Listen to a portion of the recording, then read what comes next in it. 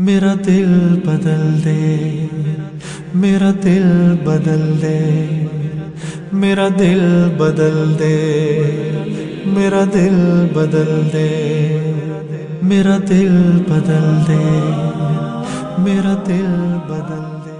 الحمد للہ رب العالمین والصلاة والسلام علی رسولہ محمد خاتم النبیین و امام المتقین وقائد الغر المحجلین وعلی آلہ واصحابہ اجمعین، اما بعد۔ پچھلے درس میں ہم نے عرض کیا تھا کہ حضور علیہ الصلاۃ والسلام نے صحابہ کرام کو حبشہ کی طرف ہجرت کرنے کا حکم فرمایا۔ کچھ صحابہ کرام کو آپ نے فرمایا کہ اگر تم حبشہ کی طرف ہجرت کر جاؤ تو وہاں ایک ایسا بادشاہ ہے، ایسے آدمی کی حکومت ہے جس کی حکومت میں کسی پر ظلم نہیں ہوتا۔ تو اس پر صحابہ کرام نے 15 یا 16، میں ان کی تفصیل پہلے درس میں عرض کر چکا ہوں، ان صحابہ کرام نے ہجرت فرمائی حبشہ کی طرف۔ جب وہ صحابہ کرام، یہ حضور علیہ الصلاۃ والسلام کی بعثت کا 5واں سال تھا، یعنی آپ کی نبوت کا یہ 5واں سال تھا، رجب کے مہینے میں ان صحابہ کرام نے ہجرت کی۔ اور ظاہر ہے کہ یہ تعداد بہت کم ہے، 15 یا 16 افراد کا کسی دوسرے پردیسی ملک میں رہنا ایک مشکل کام ہوتا ہے، چاہے جتنی بھی سہولیات ہوں، لیکن اپنے گھر بار سے دور رہنا اور اتنی چھوٹی سی تعداد میں ہونا، اتنی کم تعداد میں ہونا، یہ خود ایک بہت بڑا امتحان ہوتا ہے۔ صحابہ کرام جب وہاں تشریف لے گئے تو رجب کا مہینہ تھا۔ اتنے میں حضور علیہ الصلاۃ والسلام تو چونکہ مکہ مکرمہ میں تھے اور آپ کو جو تکلیفیں اور جو ایذا پہنچائی جا رہی تھی وہ سلسلہ تو جاری تھا۔ ایک دن حضور علیہ الصلاۃ والسلام صفا کے پاس، صفا پہاڑی کے پاس سے گزر رہے تھے کہ ابو جہل نے حضور علیہ الصلاۃ والسلام کو بہت زیادہ برا بھلا کہا، گالیاں دی اور بہت زیادہ حضور علیہ الصلاۃ والسلام کو تنگ کیا، پتھر سے حضور علیہ الصلاۃ والسلام کو مارا۔ حضور علیہ الصلاۃ والسلام وہاں سے خاموشی سے آ گئے۔ تھوڑی دیر بعد حضور علیہ الصلاۃ والسلام کے چچا تھے حضرت حمزہ، اور حضور کے رضاعی بھائی بھی تھے، وہ تشریف لائے شکار سے۔ تو ان کو عبداللہ ابن جدعان ایک شخص ہیں، ان کی باندی نے حضور علیہ حضرت حمزہ کو بتایا کہ تمہارے بھتیجے کو ابو جہل نے آج بہت برا بھلا کہا ہے۔ حضرت حمزہ رضی اللہ تعالیٰ عنہ کو بہت زیادہ غصہ آیا اور غیرت آئی، تو فوراً گئے ابو جہل کے پاس۔ اور حضرت حمزہ بہت بہادر آدمی تھے، نوجوان تھے، اور ان کی بہادری عرب کے اندر ضرب المثل تھی۔ ابو جہل کے پاس گئے، ان کے پاس جو کمان تھی وہ ابو جہل کے سر پہ ماری زور سے اور کہا اتشتمہ وانا علی دینی، کہ تم میرے بھتیجے کو گالیاں دیتے ہو، اس کو برا بھلا کہتے ہو، حالانکہ میں بھی اس کے دین پر ہوں۔ تو ابو جہل حیران ہو گیا کہ انہوں نے کب اسلام قبول کیا ہے۔ اور لکھا ہے سیرت نگاروں نے کہ حضرت حمزہ رضی اللہ تعالیٰ عنہ نے ابو جہل کو مار کر اس کا سر زخمی کر دیا، اس کے سر سے خون بہنے لگا، اور کہا تم کس طرح میرے بھتیجے کو اتنا ستاتے ہو اور اتنا مارتے ہو۔ اور اس کے بعد ابو جہل کے جو ساتھ لوگ بیٹھے ہوئے تھے وہ اٹھ کر بدلہ لینے کے لیے اٹھنے لگے، تو ابو جہل نے ان کو منع کیا۔ ظاہر ہے وہ بھی حضرت حمزہ کو جانتے تھے اور ابو جہل بھی جانتا تھا، تو ابو جہل نے منع کیا کہ بھائی ان کے ساتھ کوئی چھیڑ چھاڑ نہیں کرو، ان کو چھوڑ دو، بس جو انہوں نے کیا ان کو چھوڑ دو۔ اور یہ کہہ کر حضرت حمزہ رضی اللہ تعالیٰ عنہ وہاں سے چلے گئے۔ جب رات ہوئی تو اللہ تعالیٰ سے دعا کی کہ یا اللہ، میں نے جو حق کا راستہ ہو، جو صحیح راستہ ہو، مجھے اس راستے پر چلا دے۔ اگر وہ راستہ ٹھیک ہے جو ہمارے آباء و اجداد کا ہے تو اسی پر مجھے قائم اور دائم رکھ، اور اگر وہ راستہ ٹھیک ہے جس کی طرف میرا بھتیجا لوگوں کو بلاتا ہے تو مجھے بھی اس کے دین میں داخل کر دے۔ اللہ تعالیٰ نے ہدایت عطا فرمائی، اگلے دن صبح حضور علیہ الصلاۃ والسلام کی خدمت میں تشریف لائے اور مسلمان ہو گئے۔ حضرت حمزہ رضی اللہ تعالیٰ عنہ کے اسلام سے مشرکین کو بہت مایوسی ہوئی۔ مایوسی اس لیے ہوئی کہ حضرت حمزہ کا معاشرے میں اپنا ایک مقام تھا، اپنا ایک سٹیٹس تھا، ان کی ایک حیثیت تھی، اور ان کی بات کا ایک وزن ہوا کرتا تھا۔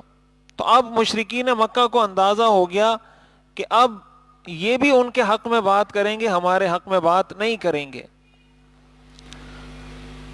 یہ سارا معاملہ چلتا رہا۔ یہ مہاجرین جو حبشہ کی طرف ہجرت کر رہے تھے، جب یہ ہجرت کرنے لگے تو حضرت عامر بن ربیعہ رضی اللہ تعالی عنہ، یہ بھی ان صحابہ میں شامل ہیں جنہوں نے حبشہ کی طرف ہجرت کی ہے۔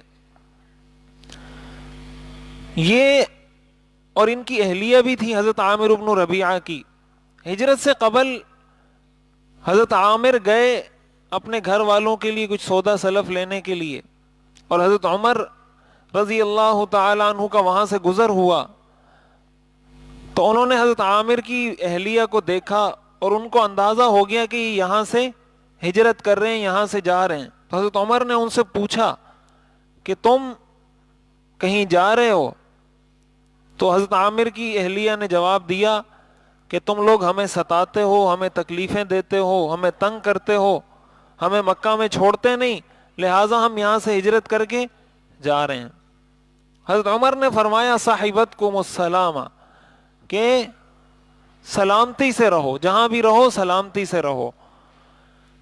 حضرت عامر بن ربیعہ رضی اللہ تعالیٰ عنہ جب واپس تشریف لائے گھر تو ان کی اہلیہ نے کہا کہ آج میں نے عمر کے انداز میں کچھ نرمی دیکھی ہے، مجھے ایسے محسوس ہوا ہے کہ شاید ان کا دل نرم ہو گیا ہے۔ حضرت عمر رضی اللہ تعالیٰ عنہ جب مسلمان نہیں ہوئے تھے تو وہ اسلام کے سخت ترین دشمنوں میں سے تھے۔ مسلمانوں کو جو لوگ ستاتے تھے ان میں سر فہرست تھے حضرت عمر، اور بہت تکلیفیں اور ایذا دیا کرتے تھے مسلمانوں کو۔ ایسے موقع پر حضرت عمر کا یہ کہنا کہ تم سلامت رہو، یہ اس بات کی دلیل ہے کہ ان کے اندر کی دنیا بدل چکی ہے، وگرنہ اگر ان کو پتہ چلتا کہ یہ ہجرت کر رہے ہیں وہ تو پکڑ کے مارنا شروع کر دیتے کہ یہ تو یہاں سے بھاگ رہے ہیں، ہم بھاگنے نہیں دیں گے ان کو۔ حضرت عامر بن ربیعہ کو جب ان کی اہلیہ نے بتایا کہ میں نے آج حضرت عمر کے لہجے میں بڑی نرمی دیکھی ہے اور رقت دیکھی ہے، تو حضرت عامر فرماتے ہیں، حضرت عامر نے اپنی اہلیہ سے پوچھا کہ کیا تم یہ سمجھتے ہو کہ وہ مسلمان ہو جائیں گے؟ تو ان کی اہلیہ نے کہا کہ ہاں مجھے ایسا ہی لگتا ہے کہ وہ مسلمان ہو جائیں گے۔ تو حضرت عامر نے فرمایا کہ لا یسلم حتی یسلم حمار الخطاب، کہ یہ اس وقت تک مسلمان نہیں ہو سکتا جب تک خطاب کا گدھا مسلمان نہیں ہو جاتا۔ مقصد یہ تھا کہ یہ شخص کبھی مسلمان نہیں ہو سکتا، اتنا سخت مزاج، اتنی سخت طبیعت رکھنے والا آدمی یہ مسلمان ہو جائے تو یہ اس وقت مسلمان ہوگا جب خطاب، حضرت عمر کے والد تھے، جب خطاب کا گدھا مسلمان ہو جائے گا تب جا کر یہ مسلمان ہوں گے۔ بہرحال یہ کہتے ہیں ہم تو ہجرت کر کے یہاں سے روانہ ہو گئے۔ ایک دن ابو جہل نے اعلان کیا کہ حضور علیہ الصلاۃ والسلام کو جو قتل کرے گا معاذ اللہ اس کو 100 اونٹوں کا انعام دوں گا۔ حضرت عمر نے ابو جہل سے پوچھا کہ کیا تم اپنی اس بات میں سنجیدہ ہو؟ تو ابو جہل نے کہا میں سنجیدہ ہوں۔ حضرت عمر نے کہا کہ میں یہ کام کرتا ہوں۔ تلوار لے کر نکلے، راستے میں حضرت عمر فرماتے ہیں، یہ صحیح بخاری کی روایت ہے، کہ میرا ایک گزر ہوا کچھ لوگوں کے پاس سے، وہ ایک بچڑا ذبح کر رہے تھے، کوئی جانور ذبح کر رہے تھے۔ کہا جب اس جانور کو ذبح کیا جا رہا تھا تو مجھے اس سے کچھ آواز آئی، جیسے کوئی کہنے والا یہ کہہ رہا ہے یا آل ذریح۔ ذریح یہ قریش کا ایک قبیلہ ہے، کہ وہاں سے مجھے ایک آواز آ رہی ہے، یا آل ذریح امر نجیح رجل یصیح بلسان فصیح یقول لا الہ الا اللہ محمد الرسول اللہ، کہ گویا اس بچھڑے سے مجھے یہ آواز آ رہی ہو کہ اے آل ذریح، اے قریش سے تعلق رکھنے والو، امر نجیح ایک کامیابی کی بات ہے، رجل یصیح ایک آدمی صدا لگاتا ہے، آواز لگاتا ہے، بلسان فصیح بڑی فصیح زبان میں، اور کہتا ہے لا الہ الا اللہ محمد الرسول اللہ۔ حضرت عمر فرماتے ہیں جب میں نے یہ آواز سنی، یہ صحیح بخاری کی روایت ہے، تو میں حیران سا ہو گیا کہ یہ مجھے کیا سنائی دے رہا ہے اور یہ کیا ہو رہا ہے۔ بہرحال کہتے ہیں میں وہاں سے آگے بڑھا تو وہاں حضرت نعیم ابن عبداللہ سے میری ملاقات ہوئی، تو ان کو اندازہ ہو گیا، تو انہوں نے مجھ سے پوچھا کہ آپ کہاں جا رہے ہیں؟ تو میں نے ان کو بتایا کہ میں اس مقصد کے لیے جا رہا ہوں۔ تو اس پر انہوں نے مجھے کہا کہ تم ان کو قتل کرنے کے لیے جا رہے ہو، تمہاری اپنی بہن ان پر ایمان لا چکی ہے، ان کی بہن تھی حضرت فاطمہ حضرت عمر کی، تو کہا تمہاری اپنی بہن وہ اسلام قبول کر چکی ہیں، تم نے اگر بدلہ لینا ہے یا تنگ کرنا ہے یا ستانا ہے تو جا کے پہلے اپنی بہن سے پوچھو۔ حضرت عمر کو بہت غصہ آیا اور شدید غصے کی حالت میں گئے اپنی بہن کے گھر۔ وہاں پر حضرت خباب رضی اللہ تعالی عنہ، حضرت فاطمہ جو حضرت عمر کی بہن تھی اور حضرت عمر کے بہنوئی، ان کو قرآن پڑھا رہے تھے حضرت خباب۔ اور میں پہلے حضرت خباب رضی اللہ تعالیٰ عنہ کے حوالے سے عرض کر چکا ہوں کہ یہ بھی ان صحابہ میں سے تھے جن کو بہت زیادہ تکلیفیں دی گئی ہیں، حضرت خباب رضی اللہ تعالیٰ عنہ۔ تو یہ ان کے گھر میں ان کو قرآن پڑھا رہے تھے، قرآن سکھا رہے تھے۔ جب انہوں نے حضرت عمر کی آواز سنی تو وہ گھر کے اندر کہیں چھپ گئے کہ اگر مجھے دیکھا تو مجھے تو مارنا شروع کر دیں گے حضرت عمر۔ حضرت عمر نے گھر کے اندر آئے تو اپنی بہن سے، اپنے بہنوئی سے پوچھا کہ یہ تم کیا پڑھ رہے تھے؟ تو بہنوئی نے جواب دیا کہ کیا اگر تم جس دین پر ہو وہ دین غلط ہو اور دوسرا آدمی صحیح دین پر چل رہا ہو تو کیا تم اس کو اپنے دین پر چلنے نہیں دو گے؟ تو اس پر حضرت عمر رضی اللہ تعالیٰ عنہ نے اپنے بہنوئی کو مارنا شروع کر دیا کہ تم مجھے کہتے ہو کہ میں غلط دین پر ہوں۔ جب انہوں نے اپنے بہنوئی کو مارا تو ان کی بہن آئی بیچ میں، حضرت فاطمہ بنت خطاب، وہ بیچ میں آئی ان چھڑانے کے لیے۔ تو جب وہ چھڑانے کے لیے آئی، حضرت عمر نے اپنی بہن کو مارنا شروع کر دیا، یہاں تک کہ ان کے چہرے سے خون بہنے لگا۔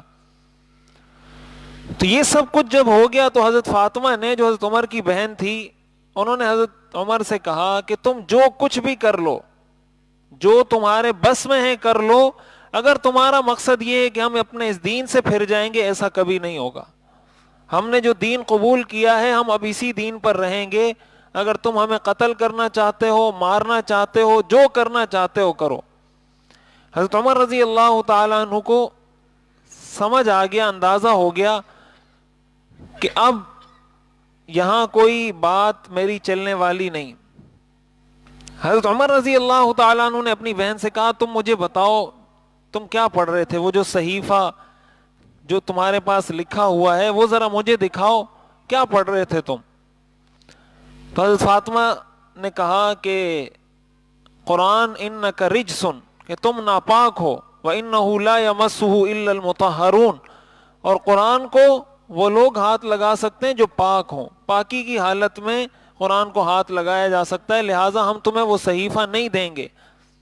حضرت عمر رضی اللہ تعالیٰ عنہ نے غسل کیا، غسل کرنے کے بعد پھر کہا مجھے وہ صحیفہ دیں، اور جب وہ صحیفہ دیا گیا ان کو تو اس میں سورہ طٰہٰ، جو 16ویں پارے کے اندر سورت ہے سورہ طٰہٰ، اس کی آیات لکھی ہوئی تھی۔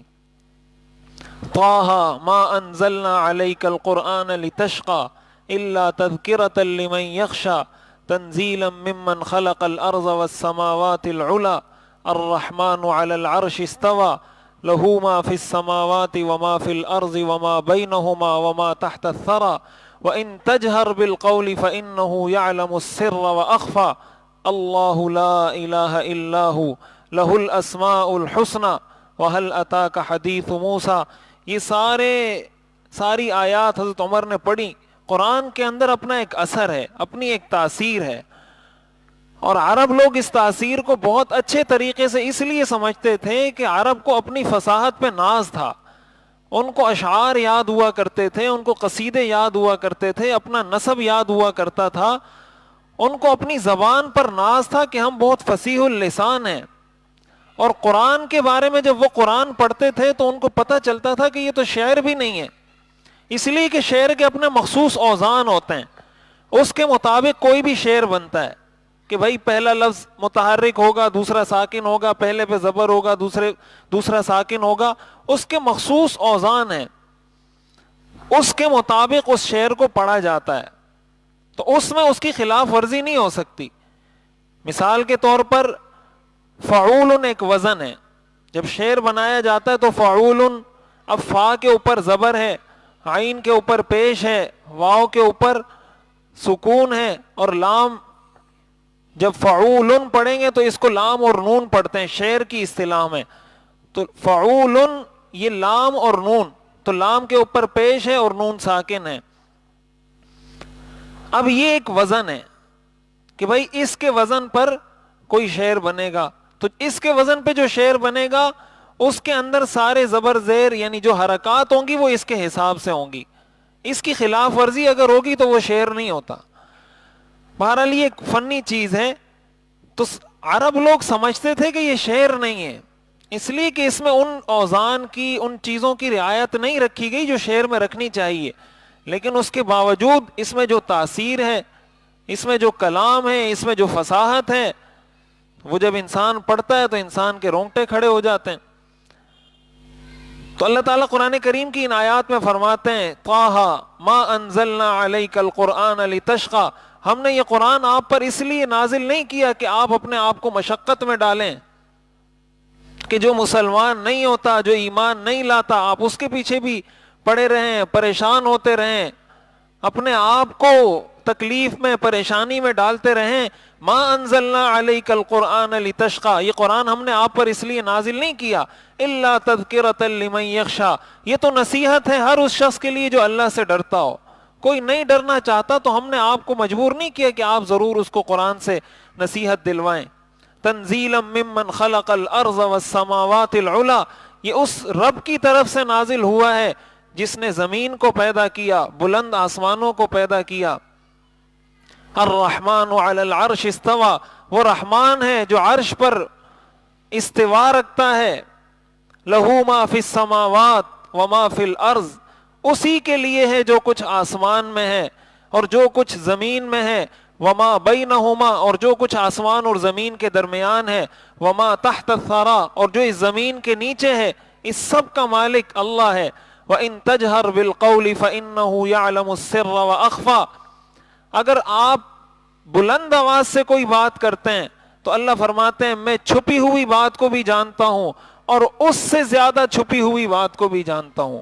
إِنَّهُ يَعْلَمُ السِّرَّ وَأَخْفَى, میں پوشیدہ بات کو بھی جانتا ہوں اور اس سے زیادہ پوشیدہ بات کو بھی جانتا ہوں. اللہ لا الہ الا ہو, وہ اللہ ہے جس کے علاوہ کوئی معبود نہیں. لہ الاسماء الحسنى, اور اس کے لیے بہترین خوبصورت نام ہے. یہ ساری آیات حضرت عمر نے پڑھی تو ان پر قرآن کا اثر ہوا, اور حضرت خباب کو کہا کہ مجھے حضور علیہ الصلوۃ والسلام کے پاس لے کر چلیں. حضرت خباب, اور اس سے ایک دن قبل حضور علیہ الصلوۃ والسلام نے دعا فرمائی تھی. ترمذی شریف اور مسند احمد کی روایت ہے, حضور علیہ الصلوۃ والسلام نے دعا فرمائی تھی اللہم اعز الاسلام بعمر ابن الخطاب او بعمر ابن ہشام, کہ یا اللہ ان دو لوگوں میں سے جو آپ کو زیادہ پسند ہے, ایک عمر ابن الخطاب اور ایک عمرو ابن ہشام ابو جہل, ان دونوں میں سے جو آپ کو زیادہ محبوب ہے اس کے ذریعے اسلام کو عزت عطا فرما. حضور علیہ الصلوۃ والسلام کی زندگی ایک جہد مسلسل سے عبارت ہے. آپ کی زندگی ایک مسلسل محنت ہے کہ رکاوٹ پھر رکاوٹ پھر رکاوٹ پھر پریشانی پھر رکاوٹ پھر تکلیف، لیکن آپ اپنے مشن میں چل رہے ہیں، اس کو آپ نے کنٹینیو رکھا ہوا ہے، اس میں آپ کوئی انقطاع آنے نہیں دیتے، اسی طرح اس کو جاری رکھے ہوئے ہیں۔ حضور علیہ الصلوۃ والسلام کو بھی اندازہ تھا کہ ہمیں اس وقت معاشرے میں تقویت ملے گی اسباب کے درجے میں جب ہمارے پاس کوئی ایسے نوجوان ہو، کوئی ایسے باصلاحیت اور ایسی وجاہت رکھنے والے لوگ ہوں جو ہماری بات کو آگے پہنچا سکیں۔ ابو جہل بھی سردار تھا اور اس کی بھی بات چلتی تھی، اور حضرت عمر رضی اللہ تعالیٰ عنہ یہ بھی بہت بہادر آدمی تھے اور ان کی بھی عرب میں بات چلتی تھی۔ تو حضور علیہ الصلوۃ والسلام نے ایک دن قبل اللہ سے دعا کی کہ یا اللہ ان دونوں میں سے جو آپ کو پسند ہے اس کو اسلام کے دائرے میں داخل کر کے اسلام کو عزت عطا فرما، یہ باصلاحیت لوگ جب آئیں گے تو ان کے ذریعے اسلام کی نشو و نما ہوگی، اسلام مزید پھیلے گا، مزید مضبوط ہوگا۔ تو حقیقت میں یہ حضور علیہ الصلوۃ والسلام کی وہ دعا ہے۔ دیکھیں دعائیں اثر کیسے کرتی ہے، دعاؤں کا اثر بھی اسی طرح اسباب کے تحت چل کر ہوتا ہے۔ ایک طرف حضور علیہ الصلوۃ والسلام کی دعا ہے، حضرت عمر کو تو کوئی خبر نہیں کہ میرے بارے میں کوئی دعا کر رہا ہے، دوسری طرف پوری ایک چین چل رہی ہے، حضرت عمر گھر سے نکل رہے ہیں، ان کو بچھڑے سے وہ جو جانور ذبح ہو رہا ہے اس سے آواز آ رہی ہے، پھر اپنی ہمشیرہ کے گھر جاتے ہیں، پھر وہاں قرآن پڑھتے ہیں، پھر حضور کے پاس آتے ہیں۔ یہ اللہ تعالیٰ اپنا ایک تکوینی نظام چلا رہے ہیں حضور کی دعا کو قبول کرنے کے لیے، کہ حضور نے دعا مانگی ہے، اب اس کی قبولیت کا اللہ تعالیٰ نے پورا ایک طریقہ کار منتخب کیا کہ اس طریقے سے ان کو اسلام میں لایا جائے۔ حضرت عمر رضی اللہ تعالیٰ عنہ جب قریب پہنچے تو حضرت حمزہ حضور علیہ الصلوۃ والسلام کے پاس بیٹھے ہوئے تھے، اور بھی صحابہ تھے، حضرت ارقم جو دار ارقم تھا، حضرت ارقم رضی اللہ تعالیٰ عنہ کا جو گھر تھا اس کے اندر بیٹھے ہوئے تھے۔ جب صحابہ نے دیکھا اور ان کے ہاتھ میں تلوار بھی ہے اور ایسی حالت میں آ رہے ہیں، تو صحابہ کرام کو خطرہ محسوس ہوا کہ یہ کہیں حضور علیہ الصلوۃ والسلام کو نقصان نہ پہنچائیں۔ تو اس پر انہوں نے حضور علیہ الصلوۃ والسلام کو بتایا کہ وہ آ رہے ہیں، ان کے ہاتھ میں تلوار ہے۔ تو حضرت حمزہ نے فرمایا کہ ان کو آنے دو، اگر یہ کوئی خیر کا ارادہ رکھتے ہیں تو ہم اس کو قبول کریں گے، اور اگر ان کا ارادہ کوئی شر کا ہے تو اسی تلوار سے میں ان کا خاتمہ کروں گا جو تلوار ان کے ہاتھ میں ہے۔ حضرت عمر رضی اللہ تعالیٰ عنہ جب اندر داخل ہوئے، حضور علیہ الصلوۃ والسلام کے قریب اس دار ارقم میں داخل ہوئے، تو روایات میں آتا ہے حضور علیہ الصلوۃ والسلام نے حضرت عمر کو دامن سے پکڑ کے جھنجھوڑا غصے سے، اور کہا کہ کیا ابھی تک وہ وقت نہیں آیا کہ اللہ تمہیں ہدایت دے؟ کیا ابھی تک تمہیں اسلام کی حقانیت تمہارے سامنے واضح نہیں ہوئی؟ ایسے پکڑ کے حضور نے ان کو جھنجھوڑا۔ تو حضرت عمر نے کہا کہ یا رسول اللہ میں تو کلمہ پڑھنے کے لیے آیا ہوں، اور وہاں بیٹھ کر کہا اشہد ان لا الہ الا اللہ واشہد ان محمد رسول اللہ۔ اس پر حضور علیہ الصلوۃ والسلام نے نعرہ تکبیر بلند کیا۔ سب سے پہلے اسلام میں جو نعرہ تکبیر بلند ہوا وہ حضرت عمر رضی اللہ تعالیٰ عنہ کے اسلام پر ہوا، اور حضور علیہ الصلوۃ والسلام نے خوشی سے یہ نعرہ لگایا۔ حضرت جبریل علیہ السلام حضور کے پاس تشریف لائے اور فرمانے لگے کہ آج سارے آسمانی فرشتے حضرت عمر کے اسلام سے خوش ہوئے ہیں، پورے آسمان میں خوشی ہے، خوشی کی ایک لہر دوڑ گئی کہ حضرت عمر نے اسلام قبول کیا ہے۔ یہ حضرت عمر رضی اللہ تعالیٰ عنہ کی شان تھی، یہ ان کا ایک مقام تھا، یہ ان کا ایک سٹیٹس تھا، ان کی ایک حیثیت تھی کہ جب انہوں نے اسلام قبول کیا تو انسان فرشتے بھی اس پر خوشی کا اظہار کر رہے ہیں۔ حضرت عبداللہ ابن مسعود رضی اللہ تعالیٰ عنہ فرمایا کرتے تھے ما زلنا اعزتا منذ اسلم عمر، کہ جب سے حضرت عمر نے اسلام قبول کیا ہے اللہ نے ہمیں عزتیں ہی عطا کی ہیں۔ اور ایک روایت میں آتا ہے عبداللہ ابن مسعود رضی اللہ تعالیٰ عنہ فرماتے تھے ان اسلام عمر کان فتحا، کہ اسلام، حضرت عمر کا اسلام مسلمانوں کی فتح تھی. وَإِنَّ هِجْرَتَهُ كَانَتْ نَصْرًا، حضرت عمر کی ہجرت مسلمانوں کی مدد تھی. وَإِنَّ إِمَارَتَهُ كَانَتْ رَحْمَةً، حضرت عمر کی حکومت مسلمانوں کے لیے رحمت تھی. وَلَقَدْ كُنَّا نُصَلِّي مَا نُصَلِّي عِنْدَ الْكَعْبَةِ حَتَّى أَسْلَمَ عمر، اور ہم کعبہ کے پاس نماز نہیں پڑھ سکتے تھے یہاں تک کہ حضرت عمر نے اسلام قبول کیا. جب حضرت عمر رضی اللہ تعالیٰ عنہ نے اسلام قبول کیا تو اس کے بعد حضرت عمر رضی اللہ تعالیٰ عنہ نے پوچھا ای قریش انقل للحدیث، کہ قریش میں سب سے تیز رفتار اور سب سے زیادہ لوگوں تک بات پہنچانے والا آدمی کون ہے. یعنی حضرت عمر نے پوچھا کہ مجھے وہ آدمی بتائیں جو سب سے زیادہ لوگوں تک پیغام پہنچا سکتا ہو. ہر معاشرے میں ایسے لوگ ہوتے ہیں، جیسے ہمارے ہاں میڈیا ہے کہ زیادہ سے زیادہ لوگوں تک پیغام پہنچانا اگر مقصد ہو تو تلاش ہوتی ہے کہ بھئی کس کے ذریعے میں یہ پیغام زیادہ سے زیادہ لوگوں تک پہنچاؤں. تو حضرت عمر نے پوچھا کہ قریش میں سب سے زیادہ خبر پہنچانے والا کون ہے، جس کی خبر زیادہ لوگوں تک جاتی ہے. تو حضرت عمر کو بتایا گیا ایک شخص کا، جمیل بن معمر الجمحی، یہ ایک شخص تھے، ان کے بارے میں بتایا گیا کہ یہ وہ شخص ہے کہ اگر یہ کوئی اعلان کرتا ہے تو یہ زیادہ سے زیادہ لوگوں تک پہنچتا ہے. جیسے آج کل آپ سوشل میڈیا دیکھ لیں، کوئی بھی دیکھ لیں، کسی کے فالوور زیادہ ہوتے ہیں تو وہ جو چیز پوسٹ کرتا ہے، شیئر کرتا ہے تو وہ زیادہ لوگوں تک جاتی ہے. کسی کے فالوورز کم ہیں تو وہ کوئی چیز پوسٹ کرے گا تو وہ کم لوگوں تک جائے گی. تو یہ اس زمانے کا ایک میڈیا تھا، سمجھے. حضرت عمر نے پتہ لگایا تو بتایا گیا کہ یہ جمیل ابن معمر یہ شخص ہیں جس کی بات زیادہ لوگوں تک پہنچتی ہے. حضرت عمر رضی اللہ تعالیٰ عنہ فوراً نکلے اور اس کے پاس گئے اور کہا لوگوں میں جا کر اعلان کر دو کہ عمر نے اسلام قبول کر لیا ہے.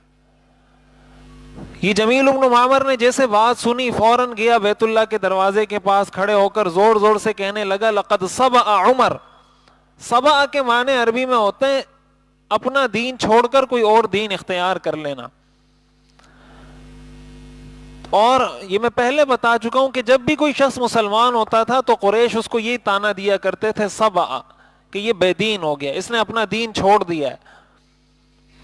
جب حضرت عمر نے یہ سنا کہ وہ کہہ رہا ہے لقد صبأ عمر، تو حضرت عمر نے پیچھے سے کہا واللہ کذب، اللہ کی قسم یہ جھوٹ بولتا ہے. ما صبأت ولکنی اسلمت وقلت اشہد ان لا الہ الا اللہ وان محمد رسول اللہ. اللہ کی قسم میں بے دین نہیں ہوا، میں مسلمان ہوا ہوں اور میں نے یہ کہا ہے اشہد ان لا الہ الا اللہ واشہد ان محمد رسول اللہ. یہ پیغام جب پہنچا قریش کے سارے لوگ حضرت عمر پر ٹوٹ پڑے. حضرت عمر رضی اللہ تعالیٰ عنہ کو مارنے لگے اور مسلسل کئی گھنٹوں تک حضرت عمر رضی اللہ تعالیٰ عنہ کو مارا. اور اتنے میں ایک شخص آئے عاص بن وائل جو حضرت عمر کے قبیلے کے تھے، انہوں نے لوگوں سے حضرت عمر کو چھڑایا اور کہا کہ تم کیوں ان کو قتل کرنے کے در پہ ہو، اگر وہ کوئی اپنی مرضی سے کوئی مذہب انہوں نے اختیار کیا ہے تو ان کو چھوڑ دیں. تو انہوں نے آ کر حضرت عمر رضی اللہ تعالیٰ عنہ کو چھڑایا اور حضرت عمر رضی اللہ تعالیٰ عنہ وہاں سے واپس تشریف لائے. اور جب حضرت عمر نے اسلام قبول کیا تو اس موقع پر انہوں نے حضور سے فرمایا کہ اب آپ دار ارقم میں نماز نہیں پڑھیں گے، اب آپ بیت اللہ کے پاس جا کے نماز پڑھیں گے، اور جو کوئی روک سکتا ہے میں آپ کے ساتھ ہوں، کوئی روک کے دکھائے میں اس کو دیکھ لوں گا کوئی کیسے آپ کو روکتا ہے بیت اللہ کے پاس جانے سے. تو جس دن حضرت عمر نے اسلام قبول کیا ہے اس دن سے مسلمانوں نے بیت اللہ میں نماز پڑھنا شروع کی ہے. یہ حضرت عمر رضی اللہ تعالیٰ عنہ کے لیے وہ صدقہ جاری ہے جو آج بھی جاری ہے. آج بھی جتنے لوگ بیت اللہ میں نماز پڑھتے ہیں سب کا ثواب حضرت عمر کو ملتا ہے. سارا ثواب حضرت عمر رضی اللہ تعالیٰ عنہ کے کھاتے میں جا رہا ہے، اس لیے کہ یہ آغاز انہوں نے کیا تھا، یہ دروازہ انہوں نے کھولا تھا مسلمانوں کے لیے. تو یہ دو حضرات، یہ دو بڑی شخصیات تھی عرب کے اندر، حضرت حمزہ اور حضرت عمر. یہ دونوں مسلمان ہو گئے تو عرب کا زور ٹوٹ گیا، وہ بہت پریشان ہوئے کہ ایک طرف حضرت حمزہ مسلمان ہو گئے، وہ اتنے مضبوط آدمی، دوسری طرف حضرت عمر مسلمان ہو گئے، وہ اپنی جگہ اتنے مضبوط آدمی. اور یہ خبریں حبشہ میں جو مسلمان تھے ان کو بھی پہنچتی رہتی تھیں. اور ظاہر ہے میں نے آپ کو شروع میں بتایا کہ وہ چونکہ وہاں کم تعداد میں تھے تو ان کو ایک تنہائی کا احساس ہوتا تھا، ایک غریب الوطنی کا احساس ہوتا تھا. تو ان کو جب یہ اندازہ ہوا کہ اتنے بڑے بڑے لوگوں نے اسلام قبول کر لیا ہے تو انہوں نے کہا کہ ابھی حالات کچھ بہتر ہو گئے ہوں گے تو ہم واپس مکہ چلے جاتے ہیں. انہوں نے وہاں سے دوبارہ سفر کیا اور مکہ مکرمہ آ گئے. شوال کے مہینے میں، رجب میں گئے تھے، شوال کے مہینے میں یہ حضرات واپس آ گئے. جب وہاں قریب پہنچے تو پتہ چلا کہ نہیں، یہاں تو حالات ابھی بھی اسی طرح کے ہیں، یہاں تو ابھی بھی مسلمانوں کو اسی طرح ستایا جاتا ہے جس طرح پہلے ستایا جاتا تھا. ٹھیک ہے یہ حضرات مسلمان ہوئے ہیں لیکن مسلمانوں کی تکلیفیں تو ختم نہیں ہوئی، وہ تکلیفیں تو ابھی بھی جاری ہیں. تو اس پر کچھ حضرات تو ادھر ادھر کہیں چھپ گئے اور کچھ حضرات ایسے تھے جو وہاں سے آئے، لیکن آنے کے لیے ان کو اب مکہ میں داخل ہونے کے لیے کسی کے پناہ کی ضرورت تھی کہ وہ کسی کی پناہ میں کسی کی امان لے کر داخل ہوں. اگر ویسے ہی داخل ہوں گے تو ان کو تکلیف دی جائے گی، ستایا جائے گا. تو صحابہ کرام نے پھر مختلف لوگوں کی، ایک صحابی ایک شخص کے پاس گئے اور کہا کہ آپ مجھے امان دے دیں، لوگوں کو کہیں کہ یہ میرے امان میں ہے، میں نے ان کو امان دی ہے تاکہ مجھے نہ ستایا جائے. دوسرے صحابی دوسرے شخص کے پاس گئے، تیسرے صحابی. اس طرح صحابہ کرام مختلف لوگوں کی آڑ لے کر، ان کی پناہ اور ان کی امان لے کر مکہ مکرمہ میں دوبارہ داخل ہوئے. تو حضرت ابو سلمہ نے ابو طالب کی پناہ لی، ابو طالب کی پناہ میں مکہ میں داخل ہوئے. حضرت عثمان بن مظعون نے ولید بن المغیرہ کو کہا، ولید بن المغیرہ نے پناہ دی. لیکن حضرت عثمان ابن مظعون نے جب دیکھا کہ کچھ صحابہ تو ایسے تھے جن کو پناہ مل گئی، کچھ ایسے تھے جن کو پناہ نہیں ملی، وہ ویسے ہی داخل ہوئے. جب ویسے ہی داخل ہوئے ان کو تکلیفیں دی گئی، ان کو ستایا گیا. تو حضرت عثمان ابن مظعون بھی گئے ولید بن المغیرہ کے پاس اور کہا کہ تم نے جو مجھے امان دی تھی، پناہ دی تھی، وہ میں آپ کو واپس کرتا ہوں، اس لیے کہ میرے اور ساتھیوں کو ستایا جا رہا ہے، تکلیفیں دی جا رہی ہیں. مجھے یہ برداشت نہیں کہ میرے اور ساتھیوں کو ستایا جائے اور آپ کی پناہ کی وجہ سے میں محفوظ رہوں، لہٰذا میں آپ کو آپ کی امان اور آپ کی پناہ واپس کرتا ہوں. کسی نے تکلیف دینی ہے تو مجھے بھی دے، پھر ہم دیکھیں گے جو بھی ہوگا. جب یہ کچھ ہوا اور مسلمان حبشہ سے واپس آئے تو اب مشرکین کی تکلیفیں اور ایذا اور زیادہ بڑھ گئی کہ یہ ہجرت کر کے چلے گئے تھے، اب واپس آئے ہیں تو اب ان کو اور تنگ کرو اور ستاؤ کہ اب تو یہ دوبارہ کہیں جا بھی نہیں سکتے.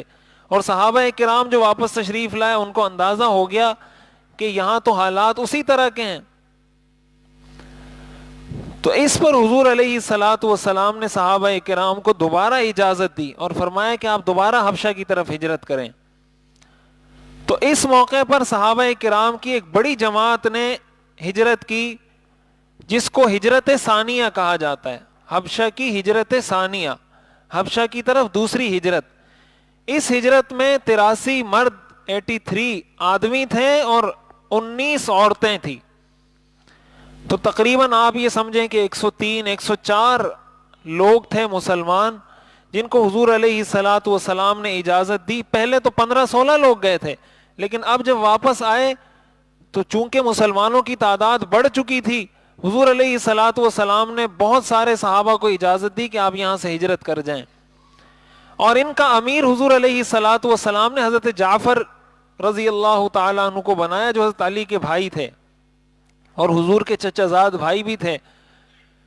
حضرت جعفر رضی اللہ تعالیٰ عنہ کی عمارت میں حضور علیہ الصلوۃ والسلام نے ان کو دوبارہ روانہ کیا اور یہ بڑے چھپ کر بڑے طریقے سے وہاں سے نکل گئے اور حبشہ پہنچ گئے.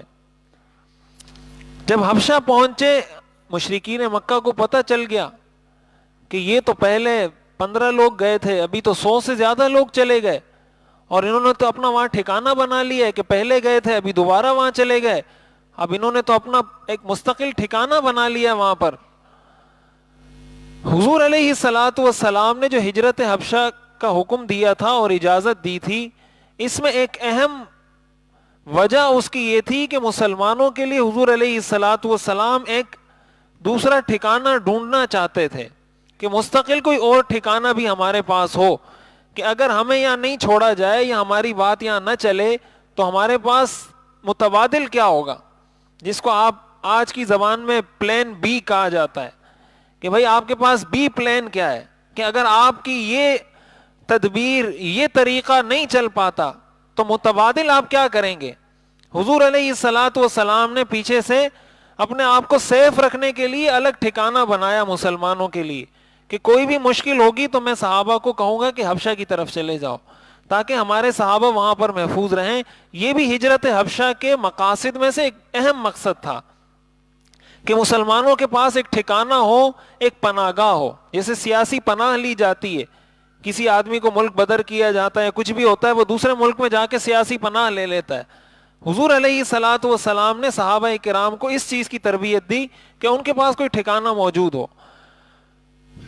جب مشرکین مکہ کو پتہ چلا کہ یہ تو بہت بڑی تعداد میں مسلمان جہاں سے جا چکے ہیں، انہوں نے سوچا، منصوبہ بندی کی کہ اب کیا کیا جائے، ان کو دوبارہ کیسے واپس کیا جائے اور کس طریقے سے کیا منصوبہ بندی کی جائے کہ ہم ان کو واپس لا سکیں۔ مشرکین مکہ نے منصوبہ بنایا اور آپس میں طے کیا کہ ہم یہاں سے 2 بندوں کو بھیجتے ہیں اور وہ جہاں جا کر وہاں پر نجاشی جو حبشہ کا بادشاہ ہے اس سے بات کرے گا، اور ہم اس کو کہیں گے کہ یہ ہمارے لوگ ہیں، وہاں سے بھاگ کر آئے ہیں، اپنے دین کو چھوڑا ہے، ہم سب کو یہ گالیاں دیتے ہیں، ہمارے دین کو برا بھلا کہتے ہیں، ہمارے بتوں کو برا بھلا کہتے ہیں، اور وہاں سے بھاگ کر آئے، لہٰذا ان کو ہمارے حوالے کرو دوبارہ تاکہ ہم ان کو لے کر جائیں۔ جیسے آج کل قیدیوں کو واپس بلایا جاتا ہے نا انٹرپول کے ذریعے یا کسی بھی ذریعے سے، کہ بھائی یہ ہمارے ملک کا مجرم ہے، آپ اس کو ہمارے حوالے کرو۔ تو مشرکین مکہ نے یہ منصوبہ بنایا اور اس کے لیے انہوں نے انتخاب کیا عمرو بن العاص اور عبداللہ ابن ربیعہ ابن ابی ربیعہ، ان 2 افراد کا یہ دونوں سردار تھے۔ عمرو بن العاص ہی صحابی ہیں، بعد میں مسلمان ہو گئے تھے لیکن اس وقت مسلمان نہیں تھے۔ تو عمرو بن العاص اور عبداللہ ابن ابی ربیعہ ان کا انتخاب کیا کہ آپ جا کر نجاشی سے بات کریں۔ یہ وہاں پر گئے اور بڑے بھاری بھرکم ہدایا ان کے لیے لے کر گئے، اور تاریخ میں لکھا ہے، سیرت نگاروں نے لکھا ہے کہ جو جو چیزیں ان کو پسند تھی، ان کو یہ پتہ چلا تھا کہ حبشہ کے بادشاہ کو چمڑے سے بنی ہوئی چیزیں اور مشکیزہ یہ پسند ہوتا ہے، تو وہ اس کے لیے بنا کر لے کر گئے بہت سارے ہدایا، بادشاہ کے لیے بھی اور اس کی جو فوج تھی اس کے افسروں کے لیے بھی اور ان کے جو مذہبی پیشوا تھے ان کے لیے بھی۔ مقصد ان کا یہ تھا کہ ہم پہلے جا کے ان کے جو فوجی افسران ہیں ان کو ہدایا پیش کریں گے، اس کے بعد جو ان کے مذہبی رہنما ہیں ان کو ہدایا پیش کریں گے اور ان سے یہ کہیں گے کہ ہم بادشاہ سے جو بات کریں آپ نے ہماری ہاں میں ہاں ملانی ہے۔ رشوت جس کو کہا جاتا ہے، بہت ساری چیزیں یہاں سے لے کر گئے۔ جب وہاں گئے تو جو فوجی افسران تھے ان سب کو ہدیے دیے، اسی طرح جو مذہبی رہنما تھے، مذہبی پیشوا تھے، ان سب کو ہدیے دیے، اور اس کے بعد ان سے اس چیز کا عہد لیا، وعدہ لیا کہ ہم اب بادشاہ کے پاس جائیں گے، ہم بادشاہ کے سامنے جو درخواست رکھیں گے تو تم نے ہماری تصدیق کرنی ہے۔ انہوں نے کہا ٹھیک ہے۔ بادشاہ کے پاس گئے یہ دونوں حضرات، تو بادشاہ کا جو ہدیہ تھا وہ بادشاہ کو پیش کیا کہ ہم آپ کے لیے عرب سے، مکہ سے یا آپ کے لیے ہدیہ لے کر آئے ہیں۔ اس نے قبول کیا، رکھ لیا اپنے پاس۔ اس کے بعد بات کرنے لگے کہ آپ کے پاس ہمارے ملک سے کچھ لوگ بھاگ کر آئے ہیں جنہوں نے اپنے دین کو چھوڑ دیا ہے، جو ہمارے نظریات کو برا بھلا کہتے ہیں، ہمارے معبودوں کو، ہمارے بتوں کو برا بھلا کہتے ہیں، ہمیں برا بھلا کہتے ہیں، اور وہاں سے بھاگ کر آئے ہیں۔ ہماری آپ سے درخواست ہے کہ ان کو ہمارے حوالے کریں تاکہ ہم ان کو واپس لے کر جائیں۔ تو سارے جو فوجی کھڑے تھے کناروں پر سب نے بیک زبان کہا کہ ہاں بادشاہ سلامت، یہ بالکل ٹھیک بات کرتے ہیں، آپ ان لوگوں کو ان کے حوالے کر دیں۔ تو نجاشی، جیسے میں نے پہلے درس میں عرض کیا تھا، وہ بہت عادل بادشاہ تھا اور منصف مزاج تھا، اور حضور علیہ الصلاۃ والسلام نے سوچ سمجھ کر اس کا انتخاب کیا تھا۔ یہ میں پہلے درس میں تفصیل سے عرض کر چکا ہوں کہ حضور نے ویسے ہی نہیں بھیج دیا تھا صحابہ کو کہ مکہ مکرمہ یہ ایشیا میں ہے، حبشہ یہ افریقہ میں، الگ بر اعظم ہے، بیچ میں سمندر ہے، ایک سمندر پار کروا کے حضور صحابہ کو بھیج رہے ہیں. تو حضور کو پہلے معلومات تھیں، آپ کے پاس پوری انفارمیشن تھی کہ وہ کس طرح کے لوگ ہیں، کیسا بادشاہ ہے، کیسا آدمی ہے. ساری معلومات لینے کے بعد آپ نے صحابہ کو بھیجا تھا. نجاشی نے جب یہ سنا کہ یہ سارے ایک ساتھ ایک ہی بات کر رہے ہیں، میرے سارے فوجی افسران بھی اور سارے مذہبی پیشوا بھی سارے ایک ساتھ انہی کی ہاں میں ہاں ملا رہے ہیں، تو نجاشی نے کہا کہ نہیں، میں اس وقت تک ان کو تمہارے حوالے نہیں کروں گا جب تک میں ان کو بلا کر ان کا موقف نہ سن لوں کہ وہ کیا کہتے ہیں. یہ تو تمہارا موقف ہے، تمہارا پوائنٹ آف ویو ہے، تم یہ بات کر رہے ہو. وہ کیا کہتے ہیں، ان کا نظریہ کیا ہے، ان کا دین کیا ہے، میں پہلے ان کی بات سنوں گا، اس کے بعد تمہیں بتاؤں گا. تو نجاشی نے طلب کیا صحابہ کو اور کہا کہ تم میں سے کوئی ایک شخص آگے بڑھے بات کرنے کے لیے. چونکہ حضرت جعفر میں نے بتایا امیر تھے، حضرت جعفر رضی اللہ تعالیٰ عنہ آگے بڑھے.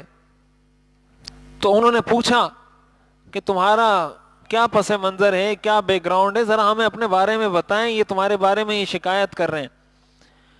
تو حضرت جعفر رضی اللہ تعالیٰ عنہ نے اس موقع پر ایک فصیح و بلیغ جواب دیا، ایک فصیح و بلیغ خطبہ ارشاد کیا وہاں بادشاہ کے سامنے، پوری بہادری کے ساتھ، پوری فصاحت و بلاغت کے ساتھ، پوری حاضر دماغی کے ساتھ بادشاہ کے سامنے کہنے لگے ایھا الملک، اے بادشاہ، کننا اہل جاہلیت، ہم جاہل لوگ تھے، نعبد الاصنام، بتوں کی عبادت کرتے تھے، ونأکل المیتہ، مردار کھایا کرتے تھے، ونأتی الفواحش، برے کام کیا کرتے تھے، ونقطع الارحام، رشتہ داروں کے ساتھ قطع رحمی کرتے تھے، ونسیء الجوار، پڑوسیوں کو تنگ کیا کرتے تھے، ویأکل القوی منا الضعیف، ہمارا طاقتور آدمی کمزور پر ظلم کرتا تھا، حتی بعث اللہ الینا رسولا، یہاں تک کہ اللہ نے ہماری طرف ایک رسول کو بھیجا، نعرف نسبہ وصدقہ وامانتہ،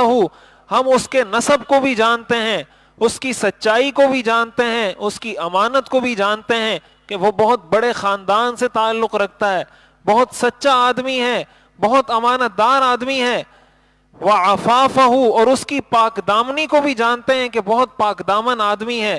فدعانا لتوحید اللہ، اس رسول نے ہمیں اللہ کی توحید کی طرف بلایا، وَأَلَّا نُشْرِكَ بِهِ شَيْئًا، اور ہمیں کہا کہ اللہ کے ساتھ کسی کو شریک نہ کرنا، وَنَخْلَعَ مَا كُنَّا نَعْبُدُ مِنَ الْأَصْنَامِ، اور ہمیں کہا کہ جتنے بتوں کی عبادت کرتے تھے سب بتوں کو چھوڑ دو، وَأَمَرَنَا بِصِدْقِ الْحَدِيثِ، ہمیں سچی بات کرنے کا حکم دیا، وَأَدَاءِ الْأَمَانَةِ، امانت داری کا حکم دیا، وصلۃ الرحم، رشتہ داروں کے ساتھ حسن سلوک کا حکم دیا، وحسن الجوار، پڑوسیوں کے حقوق ہمیں بتائے، والکف عن المحارم والدماء، اور ہمیں اللہ کی حرام کی ہوئی چیزوں سے روکا، کسی کا خون ناجائز طریقے سے بہانے سے ہمیں روکا، ونہانا عن الفواحش، ہمیں برے کاموں سے روکا، بے حیائی کے کاموں سے روکا، واقوال الزور، اور جھوٹی بات کرنے سے ہمیں روکا، وَأَكْلِ مَالِ الْيَتِيمِ، یتیموں کا مال کھانے سے ہمیں روکا.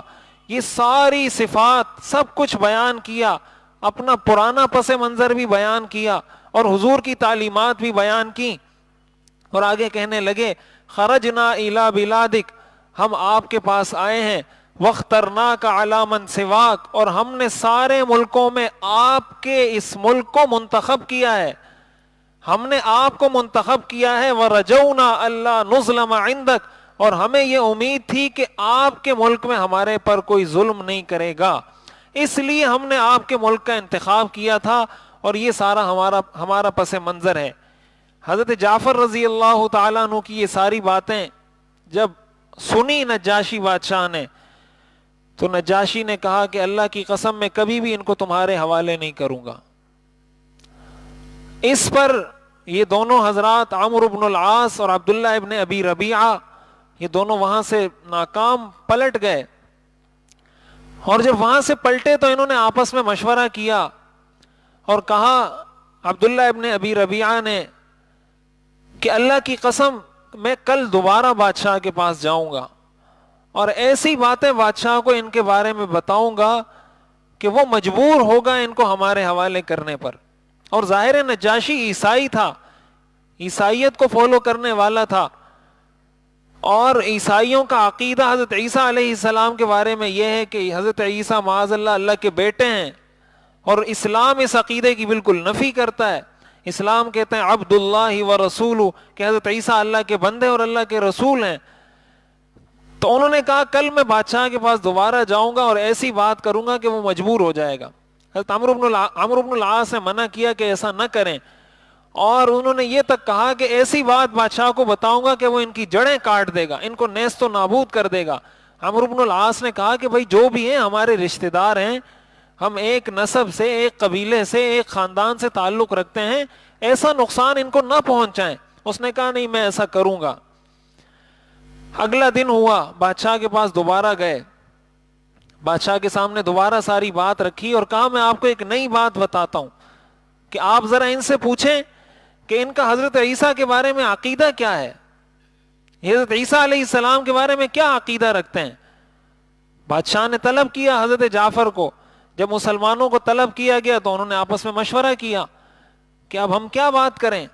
اگر ہم یہ کہتے ہیں کہ حضرت عیسیٰ اللہ کے بندے ہیں تو یہ تو ہماری گردنیں اڑا دیں گے, اور اگر ہم یہ نہیں کہتے, معاذ اللہ یہ کہتے ہیں کہ وہ اللہ کے بیٹے ہیں, تو یہ تو کفر ہے, یہ تو شرک ہے, یہ تو ناجائز ہے. اب کیا کریں ہم, مسلمان پریشان. حضرت جعفر رضی اللہ تعالیٰ عنہ میں نے بتایا وہ قائد تھے مسلمانوں کے, انہوں نے اس وقت کہا کہ میں حق کی بات کروں گا, جو اللہ کا حکم ہے وہ بات کروں گا, کائنن ما ہوا کائن, جو ہوتا ہے دیکھی جائے گی, جو ہوگا دیکھی جائے گی, میں وہی بات کروں گا جو اللہ کا فرمان ہے. یہ گئے حضرت جعفر رضی اللہ تعالیٰ عنہ آگے بڑھے. بادشاہ نے پوچھا کہ آپ کا کیا عقیدہ ہے. انہوں نے کہا عبد اللہ و رسولہ و روح اللہ و کلمتہ القاہا الی مریم, کہ وہ اللہ کے بندے, اللہ کے رسول ہیں, اللہ کا حکم تھا جو اللہ نے حضرت مریم کو القاء کیا, جس کے ذریعے اللہ نے حضرت عیسیٰ علیہ السلام کو پیدا کیا. جب انہوں نے یہ کہا تو پورے ایوان کے اندر جو بادشاہ کا محل تھا اس میں ایک شور شرابہ برپا ہو گیا. یعنی آپ کسی کے مذہب پہ بالکل وار کرتے ہیں, سارے فوجی ایک دم بھڑک اٹھے, سارے مذہبی پیشوا بھڑک اٹھے کہ ان کو قتل کر دو, ان کو مار دو, یہ کر دو, وہ کر دو.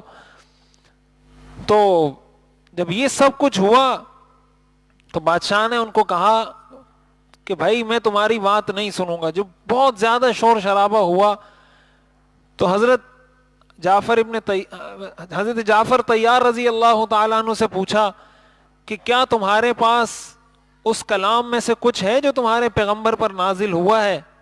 حضرت جعفر نے فرمایا ہاں. کہا ذرا میرے سامنے اس کی تلاوت کرو. حضرت جعفر رضی اللہ تعالیٰ عنہ نے سورہ مریم کی, جس میں حضرت مریم اور حضرت عیسیٰ علیہ السلام کا تذکرہ ہے, اس کی تلاوت فرمائی. کاف ہا یا عین صاد, ذکر رحمت ربک عبدہ زکریا اذ نادى ربه نداء خفیا. اور آگے آتا ہے واذکر فی الکتاب مریم اذ انتبذت من اہلها. یہ پوری ساری آیات جب پڑھی اور بادشاہ نے سنی تو اس پر وہ کہنے لگا, اس نے ایک تنکا اٹھایا زمین سے, اور تنکا اٹھانے کے بعد سب کو مخاطب کر کے کہا ما تجاوز عیسیٰ ما قلت قدر هذا العود, کہ تم نے جو بات کی ہے, حضرت عیسیٰ علیہ السلام نے اپنی امت کو جو تعلیمات دی تھیں ان تعلیمات میں اور تمہاری تعلیم میں اتنا فرق بھی نہیں ہے جتنی یہ ایک تنکا ہے. یعنی تم نے جو بات کی ہے بالکل پرفیکٹ اور ایکوریٹ بات کی ہے, بالکل 100% درست بات کی ہے. حضرت عیسیٰ کی یہی تعلیم تھی جو تعلیم تم نے بیان کی, اور ایک تنکے کے برابر بھی فرق نہیں. اور اس پر کہنے لگے ان ھذا واللہ جاء بہ, ان ھذا والذی جاء بہ عیسیٰ یخرج من مشکات واحد, کہ انہوں نے جو کچھ پڑھا ہے اور حضرت عیسیٰ نے جو کچھ بتایا ہے یہ ایک ہی روشن دان سے نکلی ہوئی چیزیں ہیں, یہ ایک ہی جگہ سے آئی ہوئی چیزیں ہیں. مجھے معلوم ہوتا ہے کہ یہ دونوں ایک ہی جگہ سے آئے ہوئے کلام ہیں. تو اس پر بہت شور شرابہ, بہت احتجاج ہوا, اور ٹھیک ٹھاک ان کے خلاف جو بھی ہو سکتا تھا وہ کیا ان کے فوجیوں نے اور مذہبی پیشواؤں نے. تو روایات میں یہ آتا ہے کہ تناخرو، تو بادشاہ نے کہا وَإِن نَخَرْتُمْ، کہ تم جتنے نخرے کرو، جتنا تم شور شرابہ کرو، میں تمہاری بات نہیں سنتا. اور پھر ان کو کہا کہ اللہ کی قسم میں ان کو کبھی بھی تمہارے حوالے نہیں کروں گا. اور جو ہدیے دیے تھے انہوں نے وہ سارے ہدیے اٹھا کر واپس اٹھائے اور کہا یہ ہدیے میری طرف سے واپس لو اور یہ واپس لے کر یہاں سے چلے جاؤ، میں کبھی بھی ان کو تمہارے حوالے نہیں کروں گا. اور اس موقع پر کہا ما اخذ اللہ الرشوۃ منی حتی آخذها منکم، کہ اللہ نے جو مجھے بادشاہت دی ہے تو اللہ نے مجھے رشوت لے کر بادشاہت نہیں دی تھی کہ اب میں تم سے رشوت لے کر اپنی بادشاہت کو برقرار رکھوں. اور ولا اطاع الناس فی حتی اطیعہم فی، اور اللہ نے لوگوں کی بات نہیں مانی تھی میرے بارے میں کہ اب میں لوگوں کی بات ماننا شروع کر دوں. اس کے پیچھے بھی ایک پورا پس منظر ہے. خلاصہ اس کا یہ کہ جو نجاشی بادشاہ تھا یہ اپنے والد کا اکلوتا بیٹا تھا. تو جو نجاشی کا والد تھا یہ بادشاہ تھا، اور اس بادشاہ کا جو بھائی تھا اس کے بہت سارے بیٹے تھے. تو لوگوں نے کہا کہ اس کا تو اکلوتا بیٹا ہے، اس بادشاہ کو قتل کر دو، اور یہ چھوٹا بھی ہے تو یہ بادشاہت اس کے بھائی کو چلی جائے گی، پھر اس کے بھائی سے اس کی ساری اولاد کو چلی جائے گی.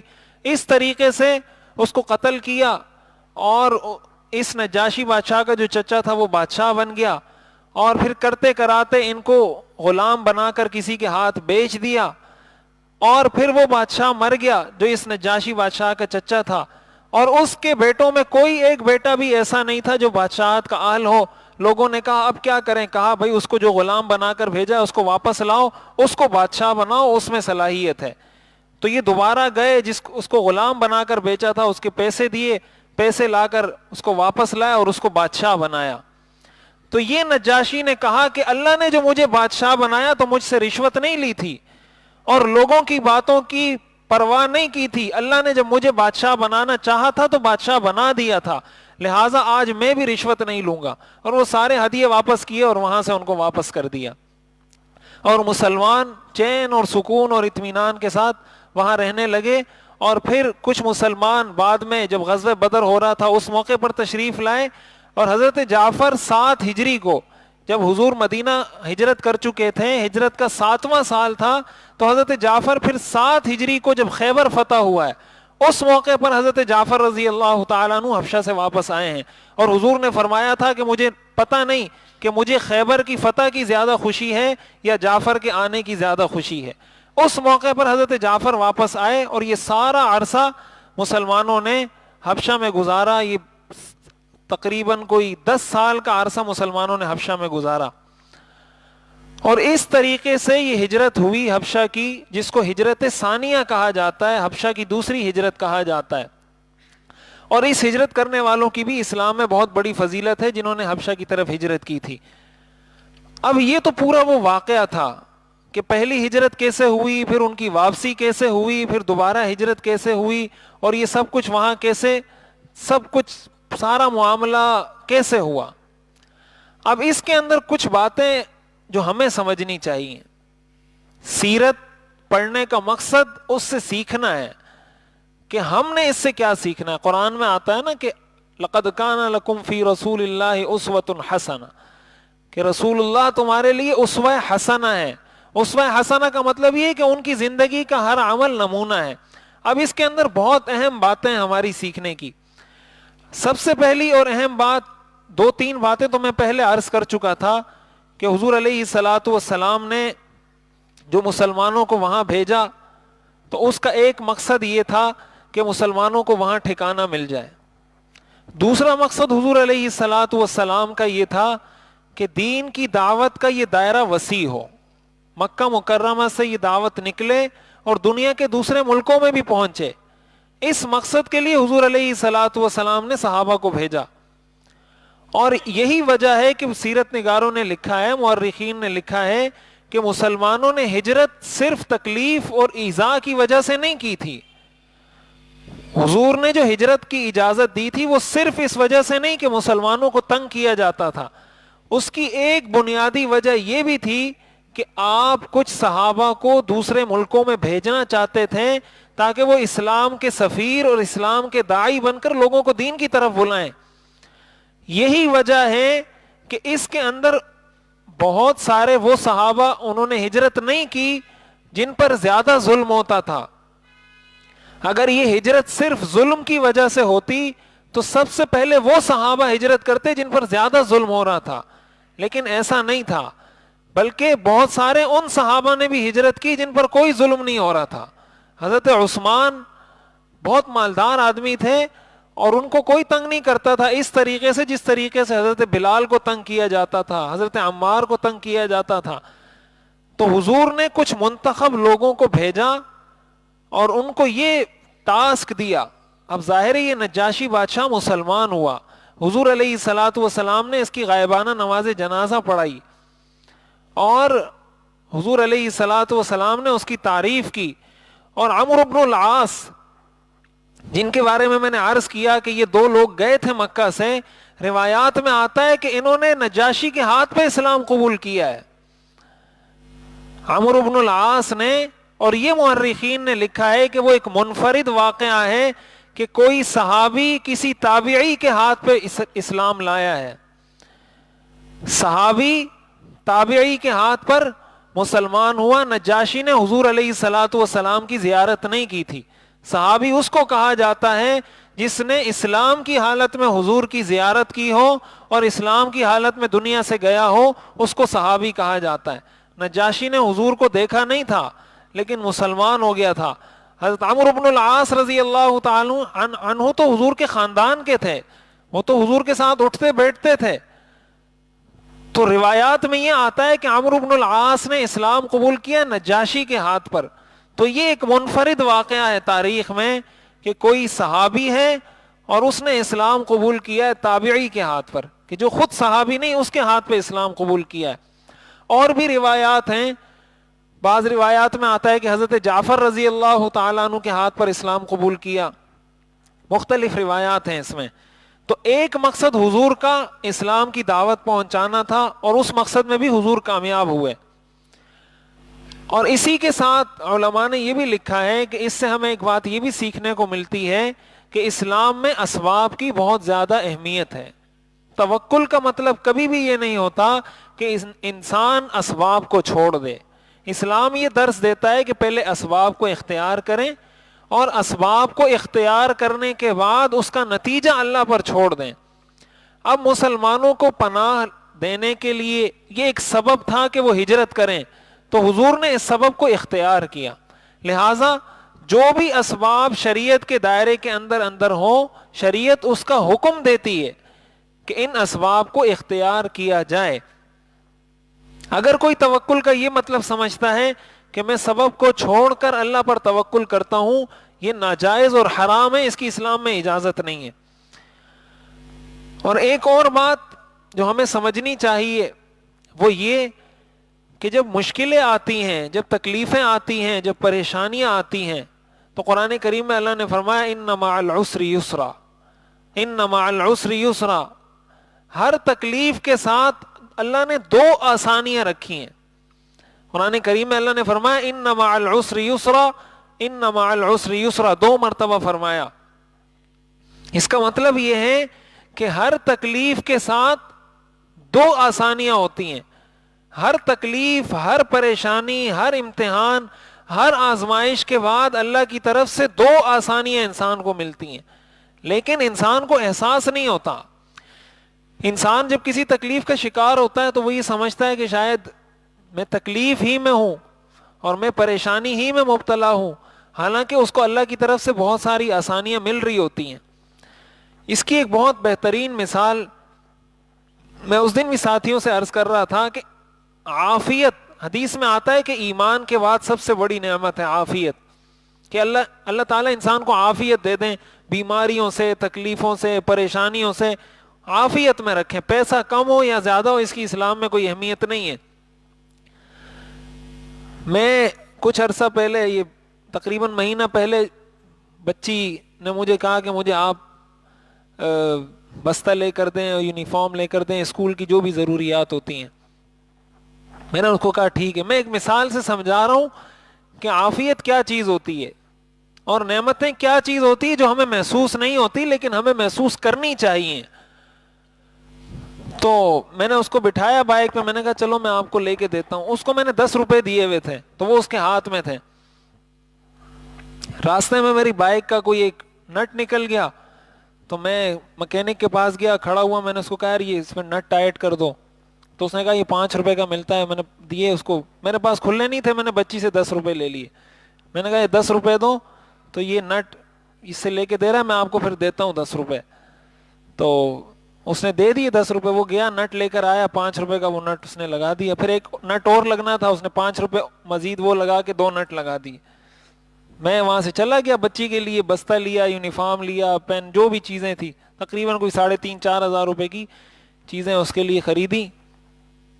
جب واپس آیا تو جیسے ہی گھر میں داخل ہوئی تو سب کے سامنے کہہ رہی ہے کہ ابو نے میرے سے 10 روپے لیے اور 10 روپے میرے کو واپس نہیں دیے. تو اب میں اس موقع پر یہ سوچنے لگا کہ اس کو یہ 3,500 روپے کی چیزیں نظر نہیں آ رہی, بچی ہے نا, لیکن اس کو وہ 10 روپے جو اپنی ملکیت تھی اس کی, وہ اس کو نظر آ رہا ہے کہ یار یہ 10 روپے مجھ سے چھن گئے. تو اللہ کی طرف سے جو ہمیں نعمتیں ملی ہوئی ہیں نا, یہ وہی 3,500 روپے کا بستہ, یونیفارم, یہ ساری چیزیں. ہم پہ تھوڑی سی پریشانی آتی ہے, ہم کہتے ہیں یار میرا کاروبار خراب ہو گیا, میری جاب خراب ہو گئی. بھائی تمہاری سانس تو چل رہی ہے, آنکھیں تو کام کر رہی ہیں, ناک کام کر رہی ہے, کان کام کر رہے ہیں, دل کام کر رہا ہے, دماغ کام کر رہا ہے, سارے پھیپڑے, سارے کلیجہ, سارا جسم کا نظام کام کر رہا ہے, گھر میں کھانا کھانے کو مل رہا ہے, ساری چیزیں ہیں. یہ چھوٹی سی پریشانی آئی تو انسان کہتا ہے میرے کو وہ 10 روپے نہیں دیے اللہ نے, اور وہ ساری چیزیں انسان بھول جاتا ہے. تو ایسا نہیں ہے کہ ہمیں اللہ کی طرف سے کوئی نعمتیں نہیں مل رہی ہوتی, لیکن انسان چونکہ بے صبر ہے, صبر نہیں ہے, تو اس کو اپنی وہ چھوٹی سی چیز نظر آتی ہے. اب مثال کے طور پر ایک آنکھ کسی کی ضائع ہو جائے تو کتنے لاکھ روپے دے کر کوشش کرے گا کہ میں لے لوں. ایک کان کسی کا بیکار ہو جائے, کتنے لاکھ روپے اگر کوئی اس کو آدھی حکومت دے اور اس کو کہے کہ ہم تجھے ملک کا وزیر اعظم بناتے ہیں, یہ 2 آنکھیں ہمیں دے دے, کوئی دے گا اپنی 2 آنکھیں کہ بھائی 2 آنکھیں دے دو ہم تمہیں وزیر اعظم بنا دیتے ہیں؟ کوئی بھی نہیں دے گا. تو اس کا مطلب اس کی قیمت پورے ملک کی حکومت سے زیادہ ہے. اللہ نے اتنی بڑی نعمت دی ہے تو انسان کہتا ہے پتہ نہیں میرے اوپر تو مشکلیں ہی مشکلیں. تو بھائی وہ مشکلیں بہت کم ہوتی ہیں, جو اللہ نے عافیت اور آسانیت دی ہیں وہ بہت زیادہ ہوتی ہے. تو قرآن کریم میں اللہ نے فرمایا ان مع العسر یسرا. ایک طرف مشرکین حضور کو روکنے کی کوشش کر رہے ہیں, مشکلات ہیں, تکلیفیں ہیں, دوسری طرف حضرت حمزہ نے اسلام قبول کیا, حضرت عمر نے اسلام قبول کیا, اسلام کی دعوت, آسانی بھی بڑھ رہی ہے. وہ کہتے ہیں نا ظلم پھر ظلم ہے, بڑھتا ہے تو مٹ جاتا ہے. رات جب بہت زیادہ تاریک ہوتی ہے یہ اس بات کی علامت ہوتی ہے کہ ابھی سویرا ہونے والا ہے. جتنی رات تاریک ہوتی چلی جاتی ہے وہ ہمیں یہ بات بتاتی ہے کہ اب جلد روشنی ہو جائے گی. تو ظلم جب حد سے بڑھتا ہے تو اللہ تعالیٰ اس کے بعد انسان کو سکون عطا کرتا ہے. اس لیے انسان کو کوئی پریشانی ہو تو اس میں بے صبر نہیں ہونا چاہیے, صبر کے ساتھ اللہ سے عافیت مانگنی چاہیے, اس مشکل کو حل کرنے کے لیے اللہ سے دعا کرنی چاہیے, لیکن ایسا اظہار نہ ہو جس سے شکوہ اور شکایت ہو. ایک اور چیز جو ہمیں سمجھ میں آتی ہے جو بہت ہی زیادہ اہم ہے کہ حضور علیہ الصلاۃ والسلام نے صحابہ کرام کا امیر حضرت جعفر کو بنایا. یہ بہت اہم بات ہے, اور یہ حضور علیہ الصلاۃ والسلام کی زندگی کے مختلف, آپ نے جہاں جہاں کسی کو امیر بنایا ہے, کسی کو آپ نے سفیر بنایا ہے, اس کے اندر یہ ساری چیزیں ہمیں سننے کو, دیکھنے کو اور سمجھنے کو ملتی ہیں. حضرت جعفر رضی اللہ تعالی عنہ کے اندر کچھ صفات تھیں جس کی وجہ سے حضور نے ان کو امیر بنایا تھا, اور حضور اپنے اس مقصد میں کامیاب ہوئے. اگر ان کے علاوہ کوئی اور امیر ہوتا تو یہ مقصد حاصل ہو پاتا یا نہ ہو پاتا, اس کی کوئی گارنٹی نہیں دی جا سکتی. پہلی بات, حضرت جعفر رضی اللہ تعالی عنہ کی شکل و شباہت بالکل حضور علیہ الصلاۃ والسلام سے ملتی تھی. حضور نے ان کو خود فرمایا تھا اشبہت خلقی و خلقی, کہ تم ظاہر میں بھی اور اخلاق میں بھی میرے بہت زیادہ مشابہ ہو. تو حضور علیہ الصلاۃ والسلام کے ساتھ بہت زیادہ مشابہت تھی. دوسرے نمبر پر حضرت جعفر بہت خوبصورت ہے, اور بہت اچھے قد کاٹ کے مالک تھے, بہت وجاہت رکھنے والے آدمی تھے. تیسرے نمبر پر قریش سے تعلق رکھتے تھے, بنو ہاشم سے تعلق رکھتے تھے, بہت حضور کے چچا زاد بھائی تھے, تو خاندان بھی بہت بڑا خاندان تھا. پانچویں نمبر پر حضرت جعفر بہت زیادہ فصیح اللسان تھے, گفتگو کا انداز اور بیان اور بات کرنے کا سلیقہ ان کو آتا تھا. اور چھٹے نمبر پر حضرت جعفر موقع شناس تھے, ان کو یہ معلوم تھا کہ کس موقع پر کیا بات کرنی چاہیے, حکمت کے ساتھ کام کرنا جانتے تھے. اور ساتویں نمبر پر بہادر تھے, قوت فیصلہ تھی ان میں کہ میں نے کس موقع پر عزم کر کے کیا کر دینا ہے, جب میں فیصلہ کر لوں کہ یہ کرنا ہے پھر میں نے وہ کرنا ہوگا. قوت فیصلہ تھی ان میں, بہادری تھی. یہ ساری وہ چیزیں تھی جس کی وجہ سے حضرت جعفر اپنی بات منوانے میں کامیاب ہوئے نجاشی سے. اگر کوئی ایسا شخص ہوتا جو اس پورے حکمت عملی کے ساتھ طریقے سے بات نہ کر پاتا تو وہ نجاشی کو متاثر نہیں کر سکتا تھا. اب سب سے پہلی بات دیکھیں کہ جب پہلے دن حضرت جعفر نے بتایا نجاشی کو, تو پہلے اپنا وہ سارا پس منظر جاہلیت کا بتایا, اور اس میں بتایا کہ ہم قتل کرتے تھے, ہم فحاشی کرتے تھے, ہم جو بھی برے کام تھے سارے بتائے. اور ان برے کاموں کی نفرت نجاشی کے دل میں پیوست کی. ظاہر قتل کو ہر آدمی گناہ سمجھتا ہے, چاہے مسلمان ہو یا کافر ہو. فحاشی کو ہر آدمی گناہ سمجھتا ہے, چاہے مسلمان ہو یا کافر ہو. قطع رحمی کو ہر آدمی گناہ سمجھتا ہے, چاہے مسلمان ہو یا کافر ہو. یہ کامن سینس کی چیزیں کی. اس کے بعد اسلام کی تعلیم ذکر کی کہ اسلام نے ہمیں کہا کہ پڑوسیوں کے ساتھ حسن سلوک کرو, رشتہ داروں کا خیال کرو, کسی کو قتل مت کرو, کسی کا خون مت بہاؤ. یہ ساری وہ چیزیں جو کسی انسان کو اٹریکٹ کرتی ہیں. آپ جب کسی کے سامنے یہ باتیں کریں گے کہ اسلام یہ چیزیں سکھاتا ہے کہ بھائی حقوق العباد کا خیال کریں, پڑوسیوں کا خیال کریں, رشتہ داروں کا خیال کریں, کسی کو گالی نہ دیں, کسی کو برا بلا نہ کہیں, سچ بولیں, امانت داری کریں, وزن پورا تولیں, یہ ہر عقل سلیم رکھنے والے آدمی کو اپنی طرف کھینچتی ہیں. تو حضرت جعفر نے یہ ساری باتیں بتائی.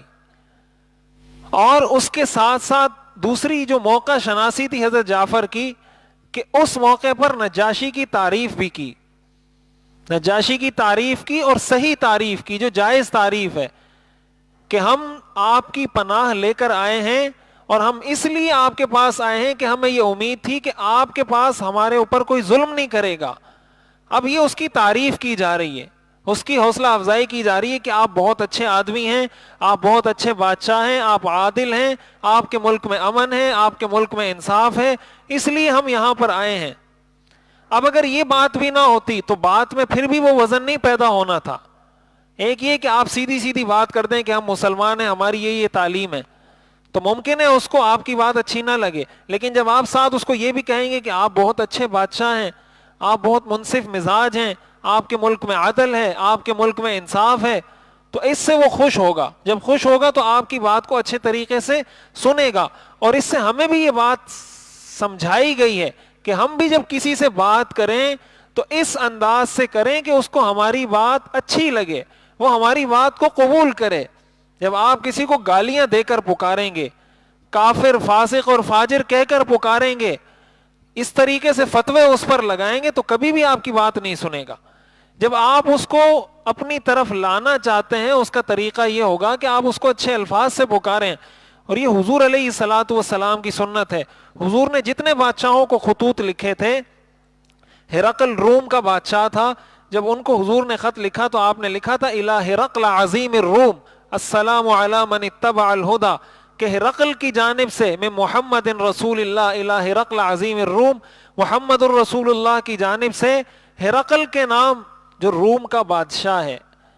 یہاں محدثین نے لکھا ہے کہ حضور نے ان کو لکھا عظیم الروم. حضور یہ بھی تو لکھ سکتے تھے ایھا الکافر, یہ بھی تو لکھ سکتے تھے اے کافر, لیکن حضور نے یہ نہیں لکھا. حضور نے کہا روم کے بادشاہ کی طرف سے میرے نام یہ خط ہے. اس سے کیا معلوم ہوتا ہے کہ آپ جس آدمی کو مخاطب کر رہے ہیں, جس سے بات کر رہے ہیں, اس کے مرتبے, اس کی حیثیت کے مطابق بات کریں. بڑے سے بات کرنے کا انداز الگ ہوتا ہے، چھوٹے سے الگ ہوتا ہے، ہم عمر سے الگ ہوتا ہے، دوست سے الگ ہوتا ہے، کسی عام آدمی سے الگ ہوتا ہے، بادشاہ سے بات کرنے کا انداز الگ ہوتا ہے، کسی منصب والے آدمی سے بات کرنے کا انداز الگ ہوتا ہے. حدیث شریف میں آتا ہے انزل الناس منازلہم، کہ ہر آدمی سے اس کی حیثیت کے مطابق بات کرو، یہ حدیث ہے. تو حضرت جعفر رضی اللہ تعالیٰ عنہ کے اندر یہ کمال بھی تھا.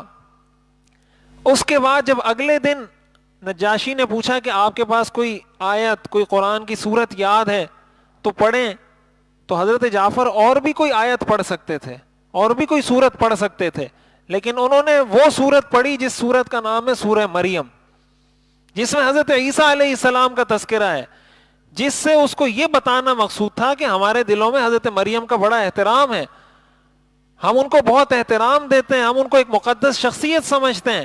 حضرت عیسیٰ علیہ السلام کا تذکرہ ہے. اب ایسے موقع پر ایسی صورت کا انتخاب، یہ بھی اس بات کی دلیل ہے کہ حضرت جعفر بہت حاضر دماغ آدمی تھے. اب ممکن ہے ایسی آیات کا انتخاب بھی کر سکتے تھے جس میں ان پر رد ہوتا کہ عیسائی ایسے ہیں اور عیسائی ایسے ہیں اور عیسائی ایسے ہیں، وہ آیات بھی پڑھی جا سکتی تھی. اس سے کیا ہوتا؟ اس سے یہ ہوتا کہ وہ متنفر ہو جاتا کہ یہ تو ہمیں برا بلا کہتے ہیں. حضرت جعفر نے ان آیات کا انتخاب کیا جو پہلے مرحلے میں اس کو اچھی لگیں.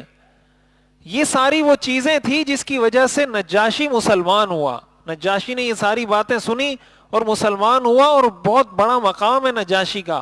حضور علیہ الصلوۃ والسلام کا نکاح نجاشی نے پڑھایا تھا حضرت ام حبیبہ کے ساتھ. حضرت ام حبیبہ رضی اللہ تعالی عنہ جو ام المؤمنین ہیں، ان کے شوہر تھے عبداللہ ابن جحش. یہ ہجرت کر کے گئے تھے حبشہ، وہاں ان کا انتقال ہو گیا. حضرت ام حبیبہ یہ حضرت ابو سفیان کی بیٹی تھی. ابو سفیان سردار تھے، بہت بڑے آدمی تھے. ان کی بیٹی تھی عبداللہ ابن جحش کے نکاح میں. جب عبداللہ ابن جحش کا انتقال ہوا تو وہ اکیلی رہ گئیں. حضور کو جب پتہ چلا کہ وہ وہاں، اور 4000 درہم حضور نے ان کا مہر مقرر، تعلقات اور بہت آپس میں ان کا رابطہ رہا ہے حضور علیہ الصلوۃ والسلام سے. تو اس کا سبب جو بنے وہ حضرت جعفر بنے کہ انہوں نے اس بہترین. تو یہ وہ بات ہے جس کو لکھا ہے علماء نے کہ آپ جب کسی کو سفیر بنا کر بھیجتے ہیں، حضور علیہ الصلوۃ والسلام کی سنت تھی، اور آپ نے جاتے وقت صحابہ کو وصیت کی تھی. آپ نے فرمایا تھا اجیز الوفد بما کنت اجیزہم، کہ جس طریقے سے میں سفیروں کو ہدیے دے کر رخصت کرتا ہوں، میرے جانے کے بعد تم بھی سفیروں کا اسی طرح احترام کرنا. حضور نے سفیروں کا احترام سکھایا ہے. سفیروں نے جتنی بھی سازشیں کی ہیں، آپ نے کبھی کسی سفیر کو قتل نہیں کیا، اور یہ عالمی اصول ہے اس وقت کہ کسی سفیر کو قتل نہیں کیا جا سکتا. آپ کو جو شکایت ہے آپ اس ملک کو کہیں گے، وہ سفیر کو واپس بلائے گا، آپ سفیر کو ہاتھ نہیں لگا سکتے. یہ نظام حضور علیہ الصلوۃ والسلام نے دیا ہے، اور آج اقوام متحدہ کے اندر یہ چیز موجود ہے کہ بھائی کسی سفیر کو کوئی نقصان نہیں پہنچایا جا سکتا. حضور علیہ الصلوۃ والسلام جب کسی کو سفیر بناتے تھے تو علماء نے لکھا ہے آپ ان کے اندر 2-3 چیزوں کا آپ اپنا سفیر بناتے تھے. اور حضور نے جتنے لوگوں کو سفیر بنایا اس کے اندر یہ بات ہمیں بڑی واضح مل جاتی ہے. دوسرے نمبر پر آپ دیکھتے تھے کہ فصاحت و بلاغت ہو، بات کرنے کا انداز آتا ہو، بات کرنے کا طریقہ ہو، سلیقہ ہو. سفیر ایسے شخص کو ہونا چاہیے جو بات کرنا جانتا ہو، اسی طرح اس کی کوئی پرسنالٹی ہو. تیسرے نمبر پر حضور دیکھتے تھے ان کی کوئی شخصیت ہے یا نہیں. حضور نے جو شاہ روم کے پاس سفیر بنا کر بھیجا تھا حضرت جریر رضی اللہ تعالی عنہ کو، یہ اتنے خوبصورت تھے کہ حضرت عمر رضی اللہ تعالی عنہ نے ان کو گھر سے نکلنے سے منع کر دیا تھا، ان کی خوبصورتی کی وجہ سے، کہ تم جب گھر سے نکلتے ہو تمہاری وجہ سے لوگ فتنے میں مبتلا ہوں گے، عورتیں تمہاری وجہ سے فتنے میں مبتلا ہوں گی. ان کو گھر سے نکلنے نہیں دیتے تھے، اور کہا جب گھر سے نکلو تو اپنے چہرے کے آگے کچھ رکھ کے نکلا کرو. اتنے خوبصورت تھے. ان کو حضور نے سفیر بنا کر بھیجا تھا شاہ روم کے پاس، اور ہرقل کے پاس جو آپ نے سفیر بنا کر بھیجا تھا قیصر کے پاس حضرت دحیہ کلبی رضی اللہ تعالیٰ عنہ کو. یہ بھی بہت خوبصورت صحابی تھے. حضرت جبریل جب وحی لے کر آتے تھے تو ان کی شکل و صورت میں وحی لے کر آتے تھے. اتنے خوبصورت صحابی تھے حضرت دحیہ کلبی. جب وحی لے کر آتے تھے کسی صحابی کی شکل میں تو ان کی شکل میں آتے تھے. تو قیصر کے پاس حضور نے ان کو بھیجا. تو یہ بھی علماء نے لکھا ہے کہ اس سے یہ معلوم ہوتا ہے کہ جب کسی ملک کا کسی کو سفیر بنایا جائے تو اس میں یہ ساری چیزیں دیکھی جائیں، عقل مند ہو، ہوشیار ہو، حاضر دماغ ہو، فصیح و بلیغ ہو، اسی طرح اس کی شکل و شباہت، اس کی ظاہری شخصیت، اس کی پرسنالٹی ایسی ہو کہ جس سے آپ اس کو متاثر کر سکیں. اور آج دنیا میں اس چیز کا بڑا خیال کیا جاتا ہے، اور یہ حضور علیہ الصلاۃ والسلام سے یہ تعلیم لی گئی ہے. آپ دیکھیں کچھ فوجی وہ ہوتے ہیں جو عام ڈیوٹیوں پر ہوتے ہیں، کچھ فوجی وہ ہوتے ہیں جن کو واگا بارڈر پہ کھڑا کیا ہوتا ہے، تو ان کو آپ دیکھیں، ان کا قد کاٹ دیکھیں، ان کا جسم دیکھیں، تو انسان دیکھتا ہے تو حیران ہو جاتا ہے کہ یار اتنا لمبا تڑنگا فوجی، اتنا جسم رکھنے والا، ایسا مضبوط فوجی. حالانکہ اور فوجیوں کا بھی انتخاب کیا جا سکتا ہے، تو ان کو جو بارڈر پہ کھڑا کیا جاتا ہے آمنے سامنے، وہ اس لیے کہ وہ اس ملک کا چہرہ ہوتا ہے. لوگ اس کو دیکھ کے اندازہ لگا رہے ہوتے ہیں کہ یار ان کے فوجی تو ایسے ہیں، یا یہ تو ایسے لوگ ہیں. تو اس کا بنیادی مقصد یہ ہوتا ہے کہ اس کی شخصیت کے ذریعے روب ڈالا جاتا ہے. یہ اصول ہے، اور یہ اصول حضور علیہ الصلاۃ والسلام نے امت کو دیا ہے کہ جب آپ کسی کو اپنا سفیر بنائیں، نمائندہ بنائیں، تو اس کے انتخاب کے اندر ان ساری چیزوں کی اس کی بھی رعایت رکھی جائے. حضور علیہ الصلاۃ والسلام نے ان ساری چیزوں کی رعایت رکھی ہے. تو یہ ساری وہ باتیں ہیں جو ہمیں ہجرت حبشہ سے سیکھنے کو ملتی ہیں اور سمجھنے کو ملتی ہیں کہ حضور علیہ الصلاۃ والسلام نے صحابہ کو ہجرت کا حکم دیا. یہ تقریباً کوئی 10 اسباق ہیں جو میں نے ذکر کیے ہیں مختلف عناوین کے ساتھ، جو ہمیں سیکھنے کو ملتے ہیں. میں اس کا خلاصہ ذکر کر دیتا ہوں. پچھلے درس میں بھی کچھ اسباق ذکر کیے تھے، کچھ ابھی ذکر کیے ہیں، لیکن یہ سارے ہمیں ذہن میں رکھنے چاہیے کہ ہجرت حبشہ سے ہمیں یہ سارے دروس ملتے ہیں. پہلا درس میں نے پچھلے درس میں عرض کیا تھا، پہلا سبق کہ ناشکری نہیں کرنی چاہیے. جب کسی نعمت کی ناشکری ہوتی ہے اللہ تعالیٰ اس نعمت کو چھین لیتے ہیں. مکہ والوں نے حضور کی ناشکری کی، اللہ نے حضور کو مدینہ بھیج دیا. آج بھی حضور کا روزہ مدینے میں ہے. اگر مکہ والے ناشکری نہیں کرتے تو حضور کا روزہ آج مکے میں ہوتا، مدینہ منورہ میں نہیں ہوتا. جب کسی کی ناشکری کی جاتی ہے، علم کی، اہل علم کی، کسی بھی نعمت کی، اللہ تعالیٰ اس نعمت کو لے لیتے ہیں. ہجرت سے پہلا درس ہمیں یہ ملتا ہے. دوسرا درس ہمیں یہ ملتا ہے کہ حضور علیہ الصلاۃ والسلام نے حبشہ کا انتخاب کیا. اس سے یہ بات معلوم ہوتی ہے کہ حضور کو اپنے آس پاس کے سارے ملکوں کی پوری معلومات تھیں، آپ کی معلومات درست تھیں. ان درست معلومات کی بنیاد پر آپ نے فیصلہ کیا. تیسرے نمبر پر ہمیں اس سے یہ درس ملتا ہے کہ جب کوئی آدمی کسی کو لے کر چل رہا ہے، اس کے اندر قائدانہ صفات ہیں، یا وہ قائد ہے یا وہ لیڈر ہے، تو اس کو اپنے لیے کوئی بی پلان بھی ہمیشہ تیار رکھنا چاہیے. آپ جب بھی کوئی کام کریں آپ کے پاس بی پلان ہونا چاہیے، متبادل ہونا چاہیے کہ میرا یہ طریقہ اگر کامیاب نہیں ہوگا تو اس کا الٹرنیٹ میرے پاس کیا ہوگا، اگر میں اس میں ناکام ہو جاتا ہوں تو متبادل میرے پاس کیا ہوگا. یہ قائد کی صفت ہوتی ہے، اس کے پاس ایسا ہونا چاہیے. چوتھے نمبر پر حضور علیہ الصلاۃ والسلام کو یہ فکر تھی کہ کسی طریقے سے دین کی دعوت دنیا میں پھیلے، اور حضور علیہ الصلاۃ والسلام نے اس لیے بھی صحابہ کو حکم دیا. اس سے ہمیں یہ معلوم ہوتا ہے کہ ہماری بھی یہ خواہش ہونی چاہیے، یہ کوشش ہونی چاہیے کہ ہم اپنی حد تک، اپنی بساط تک جتنی کوشش کر سکتے ہیں دین کے پیغام کو آگے پہنچانے کی. اس کے آج کل جدید سے جدید طریقے بھی ہیں، قدیم سے قدیم طریقے بھی ہیں، جو جس طریقے سے دین کی دعوت کو زیادہ سے زیادہ لوگوں تک پہنچا سکتا ہے اس کو پہنچانی چاہیے. اور میں یہ عرض کرتا رہتا ہوں، اسی میں سے ایک چیز یہ کہ یہ درس سیرت ہم پڑھتے ہیں تو آپ اس کو اپنے گھر میں ڈسکس کریں، اپنے بچوں کے ساتھ ڈسکس کریں، اپنے گھر میں اپنے دوستوں کے ساتھ ڈسکس کریں کہ بھائی ہجرت حبشہ سے ہمیں کیا درس ملتا ہے، حضور نے کیسی ہجرت کی. یا جب کوئی ایسا موقع آئے تو آپ اس سے دلیل لیں کہ بھائی حضور نے جب ہجرت کی تھی تو آپ نے ایسا کیا تھا، یا صحابہ نے جب ہجرت کی تھی تو ایسا کیا تھا. آپ جب اس سے سبق لیں گے تو آپ کو پھر اصل معنوں میں آپ کو یہ پتہ چلے گا کہ حضور ہمارے رہنما ہیں. ابھی ہم صرف زبانی کہتے ہیں کہ حضور ہمارے رہنما ہیں، قائد ہیں، لیڈر ہیں، پتہ ہمیں کچھ بھی نہیں ہوتا. یہ چیزیں جب ہم آپس میں، یہ میں بار بار عرض کرتا رہتا ہوں، یہ چیزیں میڈیا ہمیں میڈیا سیرت نہیں پڑھائے گا، کبھی میڈیا ہمیں سیرت نہیں دکھائے گا، نہیں سکھائے گا، یہ مسجد سے ہی سیکھنے کو ملیں گی. تو آپ اصل میڈیا ہیں، اصل میڈیا ہمارا آپ ہیں، دین کا اصل میڈیا آپ ہیں کہ آپ اس پیغام کو لوگوں تک پہنچائیں. جب آپ لوگوں تک پہنچائیں گے تو لوگوں میں اس کی اویئرنیس آئے گی، ان کو پتہ چلے گا، آہستہ آہستہ انشاءاللہ دیے سے دیا جلتا ہے تو ساری روشنی ہو جاتی ہے، اسی طریقے سے کام ہوتا ہے۔ حضور علیہ الصلوۃ والسلام کی ایک خواہش یہ تھی، تو اس سے ہمیں یہ درس بھی ملتا ہے۔ ایک اور سبق جو ہمیں سیکھنے کو ملتا ہے وہ سفارتی اصول اور آداب ہیں۔ کسی ملک کے سفیر کو کیسا ہونا چاہیے، کسی ملک کا سفیر کسی کو منتخب کرتے ہوئے اس میں کن چیزوں کی رعایت کرنی چاہیے، اس کی شخصیت کو دیکھا جائے، اس کی زبان کو دیکھا جائے، اس کے نسب کو دیکھا جائے، اس کی پرسنالٹی کو، اس کی خوبصورتی کو، ان ساری چیزوں کو شریعت نے باقاعدہ اس کا لحاظ رکھا ہے۔ حضور علیہ الصلوۃ والسلام نے اس کا بہت زیادہ خیال رکھا ہے۔ اور جب کسی کو سفیر بنا کر بھیجا جائے، کسی کو نمائندہ بنا کر بھیجا جائے، تو اس کی ذمہ داری کیا ہوتی ہے؟ اس کی ذمہ داری یہ ہوتی ہے کہ وہ اس چیز کو اچھے طریقے سے ریپرزینٹ کرے، اچھے طریقے سے پیش کرے، نمائندگی کا حق ادا کرے، تاکہ جس مقصد کے لیے اس کو بھیجا گیا تھا اس مقصد میں بھیجنے والے کو کامیابی ہو۔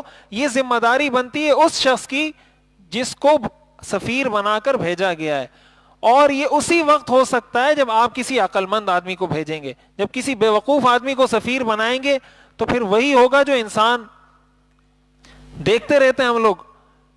اکثر ایسا ہوتا ہے، ہمارے ایک استاد تھے، انہوں نے کسی طالب علم کو کہا، کتاب ختم ہوئی تو خوشی میں ان کو کہا کہ بھائی یہ 1000 روپے لو اور جا کے برفی لے کر آ جاؤ۔